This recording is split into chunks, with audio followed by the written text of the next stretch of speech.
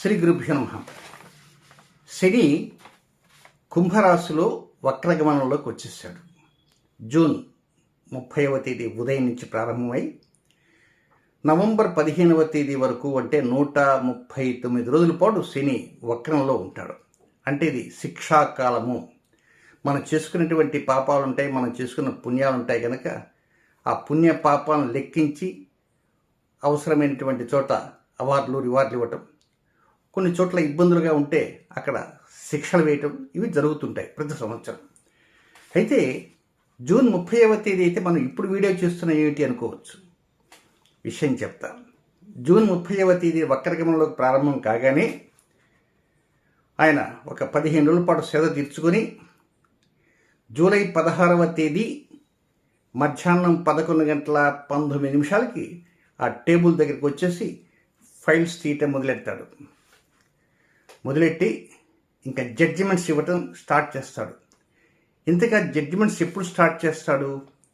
July నెల 19వ తేదీ భారత కాలమాన ప్రకారం 19వ తేదీ రాత్రి 11:11 నుంచి ఇంకా ఎవరెవరికి శిక్షలు వేయాలి, ఎవరెవరికి అవార్డులు ఇవ్వాలి, ఎవరెవరికి రివార్డులు ఇవ్వాలి, ఇంకా గొప్పగా ఎవరిని ప్రశంసించాలి అనేటువంటి పనిలో ఆయన లీనమైపోతాడు.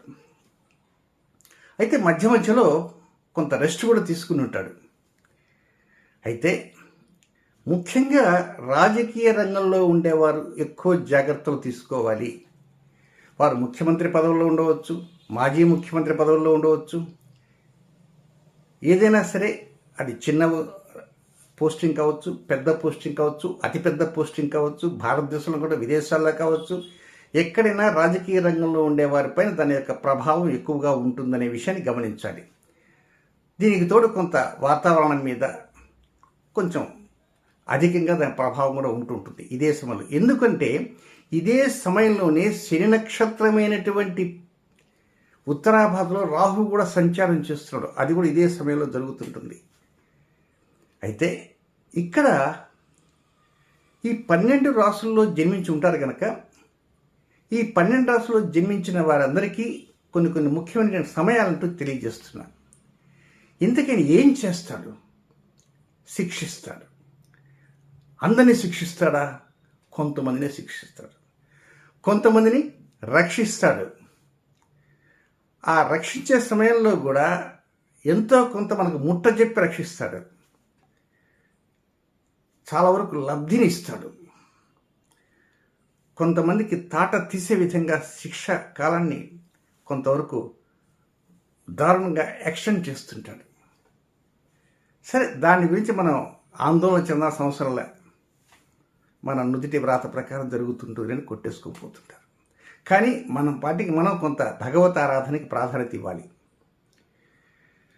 ముఖ్యంగా భగవత్ ఆరాధనకి ప్రాధాన్యత ఇవ్వడంతో పాటు కొన్ని సమయాలంటూ ఉన్నాయి. ఆ సమయాల్లోనే ఎక్కువ జాగ్రత్తలంటూ తీసుకోవాలి. ఏ అంశాల్లో జాగ్రత్తలు తీసుకోవాలి అంటే ఏ రాశి వారికి చెప్తుంటారు. అయితే ముఖ్యంగా ఆ సమయాలు ఎప్పుడెప్పుడు ఉన్నాయి అంటే ఆయన సమయాలు 4 సమయాలు ఉన్నాయి.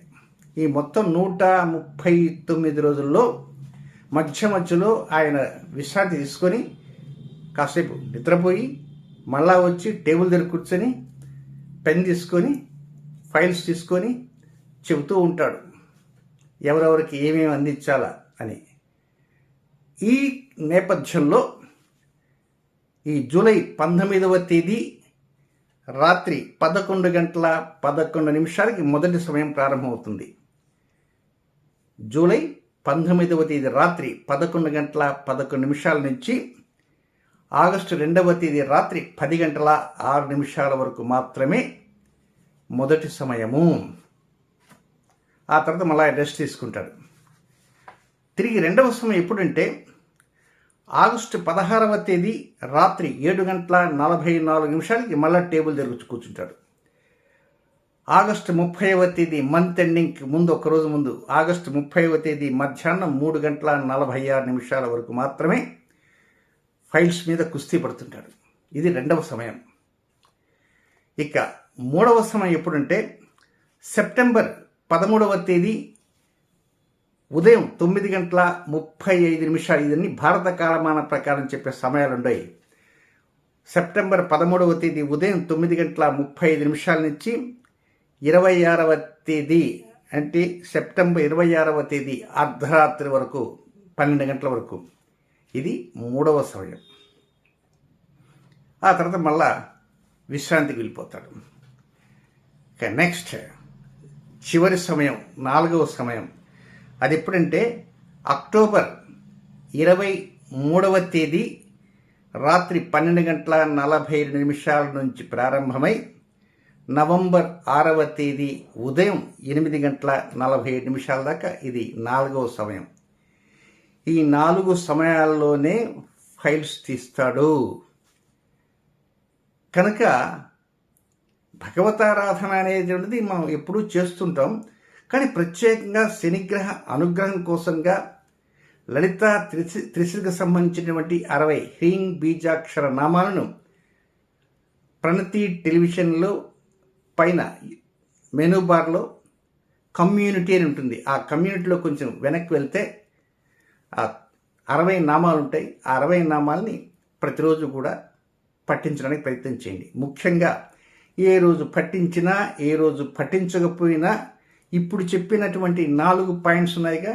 మొదటిది మరొకసారి చెప్తాను. జూలై 19వ తేదీ రాత్రి నుంచి ఆగస్టు 2వ తేదీ రాత్రి వరకు. 2వ సమయం ఆగస్టు 16వ తేదీ రాత్రి నుంచి 30వ తేదీ మధ్యాహ్నం వరకు. 3వ సమయం సెప్టెంబర్ 13వ తేదీ ఉదయం నుంచి 26వ తేదీ అర్ధరాత్రి వరకు. 4వ సమయం అక్టోబర్ 23వ తేదీ నుంచి నవంబర్ 6వ తేదీ వరకు. ఇవి మనకు ఉన్నటువంటి ముఖ్యమైన సమయాలు. అయితే ఇక్కడ మరొక చిన్న గమనిక ఒకటి తెలియజేస్తా. మీ అందరికీ గోధుమలు అంటే తెలుసు. ఆ గోధుమలు ఎవరి ధాన్యము? సూర్యగ్రహ ధాన్యం. ఆ సూర్యుడు ఎవరు? ఈ శనికి బద్ధ శత్రువు. ఆయనకి ఒక సంపూర్ణ గ్రహణం కంకణాకారంతో గ్రహణం జరుగుతున్నది. ఎప్పుడది? అక్టోబర్ 2వ తేదీ. ఆ రోజు భాద్రపద అమావాస్య, మహాలయ అమావాస్య బుధవారం. ఆ రోజు కంకణాకార సంపూర్ణ సూర్యగ్రహణం ఉంది. ఇది భారతదేశంలో కనపడదు, మీరే వరి కావద్దు. అయితే ఆ రోజు మధ్యాహ్నం ఉత్తర నక్షత్రం 12:23 వరకు మాత్రమే ఉన్నది. ఆ ఉత్తర కూడా సూర్యుని యొక్క నక్షత్రమే. ఆ సూర్యుడే ఈ సోకాల్ చెప్పేటువంటి వక్రగమనం ఉన్నటువంటి శనికి బద్ధ శత్రువు. పైగా శని కుంభరాశిలో ఉంటే కరెక్ట్గా ఆయనకి అష్టమ స్థానంలో ఈ గ్రహణం జరుగుతున్నది. పైగా ఎవరితో జరుగుతుంది? కేతుగ్రస్తంగా జరుగుతున్నది. కనుక ఆ రోజున, అంటే ఏ రోజుది? అక్టోబర్ 2వ తేదీ. అందరికీ సెలవే. ఆ రోజు గాంధీ జయంతి. కంకణాకార సూర్యగ్రహణం జరుగుతుంటుంది. బుధవారం మహాలయ అమావాస్య. సరే, పితృకార్యాలు చేస్తూ ఉంటారు. చాలా వరకు భక్తి విశ్వాసాలతో ఉండేవారు ఉంటారు కనుక చేస్తుంటారు. ఆ రోజు చాలామంది ఉదయాన్నే కొంతమంది పూరి తిందామని, గోధుమతో చేసినటువంటి పదార్థాలు తిందామని ఉంటారు. కనుక నా సిన్సియర్ అడ్వైజ్ ఏమిటంటే, ఆ ఒక్క రోజున గోధుమతో చేసినటువంటి పదార్థాలను స్వీకరించవద్దు. మధ్యాహ్నం 12:23 పోనీ ఆ రోజంతా తీసేయండి. ఆ రోజంతా కంప్లీట్ వదిలేయండి. గోధుమని స్వీకరించవద్దు. గోధుమకి రిలేటెడ్గా ఉండేటువంటి ఉంటాయి. గోధుమ రవ్వతో ఉప్మాలు కానీ, చపాతీలు, పూరీలు, పరోటాలు, రకరకాలైనటువంటి రెసిపీస్ ఉంటాయి గోధుమతో. ఆ గోధుమను మాత్రం దరిచేరనివ్వవద్దు. ఎప్పుడది? అక్టోబర్ 2వ తేదీ బుధవారం. ఆ రోజే కంకణాకార సూర్యగ్రహణం. ఈ కన్యారాశి అనేది ప్రకృతి సంబంధమైనటువంటి రాశి కనుక ఆ రోజున మీరు గోధుమని స్వీకరిస్తే కొన్ని సమస్యలు వంటివి కూడా వచ్చే అవకాశాలు ఉంటాయి. అవి ఇప్పటిదాకా మేము తిన్నామండి, పూరీలు తింటుంటారు, మీరు తింటారు, నేను తింటుంటా. నేను ఈ వీడియో చేయకముందే గోధుమతో చపాతీలు తినొచ్చా. కనుక ఆ రోజున కొంచెం గోధుమను కొంచెం దూరంగా ఉంచడానికి ప్రయత్నం చేయండి.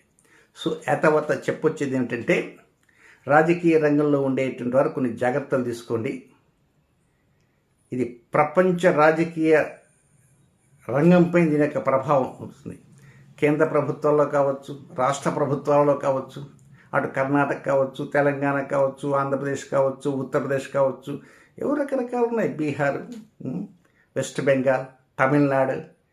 కనుక ఏదైనా అన్ని చోట్ల కొన్ని జాగ్రత్తలు తీసుకోవాల్సిన అవసరం ఉంది. సరే, వారికి కూడా కొంత ఈ విషయాలను చెప్పేటువంటి పండితులు ఉంటారు కనుక వారి పండితులు చెప్పినట్టుగా వాళ్ళు నడుచుకుంటూ ఉంటారు. సో ఇకపోతే ఈ వీడియోని ముగిస్తున్నాను. దీని వెంటనే ఏ రాశి వారికి ఈ యొక్క శనిగ్రహ వక్రగమనంలో ఫలితాలు ఎలా ఉంటాయి, ఆయా సమయాల్లో ఏ జాగ్రత్తలు తీసుకోవాలి అది కూడా తెలియజేస్తాను. ఆ వీడియో కూడా వినడానికి ప్రయత్నం చేయండి. బట్ ఇంకా శని నక్షత్రం ఉత్తరాభాద్రలో రాహు సంచారానికి పరిహారం ఉంది కదా, అవి రాశి ఫలితాలు వీడియో కాగానే వెంటనే ఆ వీడియోని కూడా మీకు అందిస్తారు. శుభం.